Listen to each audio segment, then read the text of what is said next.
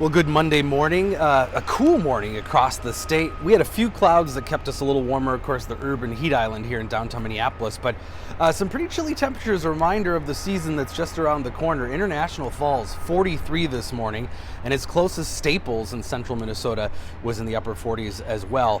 Beautiful couple days still on the way though today, lots of sunshine, probably won't even hit 80 today, but then some changes later in the week as our friend the humidity returns. Definitely very low humidity out there today and tomorrow, so things are going to stay comfortable.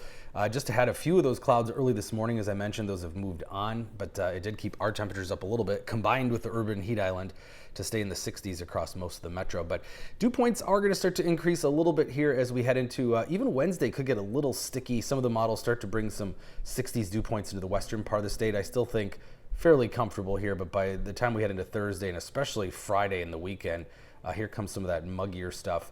Once again, we're talking maybe upper 60s, and yes, those are some low 70s dew points in the western part of the state. So it is going to get muggier, and as that happens, we are going to see a little bit of that rainfall increase. Here's Thursday night, a couple of isolated overnight storms, and then Friday might have an isolated shower or thunderstorm popping up, and then especially Friday night into Saturday, again with some of that humidity. So it is going to make things a little less settled again as we head into the rest of the week, the end of the week here. Temperatures in the upper 70s to near 80 today and tomorrow.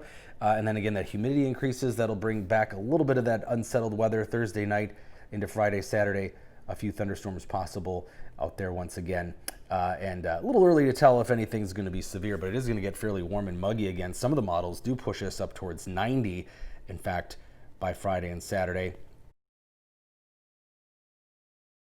Wanted to talk a little bit of some climate change news. We've had some pretty busy weather around here, so we've been mostly concentrating on Minnesota weather, but this was a pretty interesting set of research that came out in the journal Nature that caught my eye about some big movements in some fish and ocean species to avoid the ocean heat. We know that about 90% of the heat that the planet has been experiencing has been absorbed by the oceans in our changing climate, and so that's having an impact on oxygen levels, food sources, all sorts of things.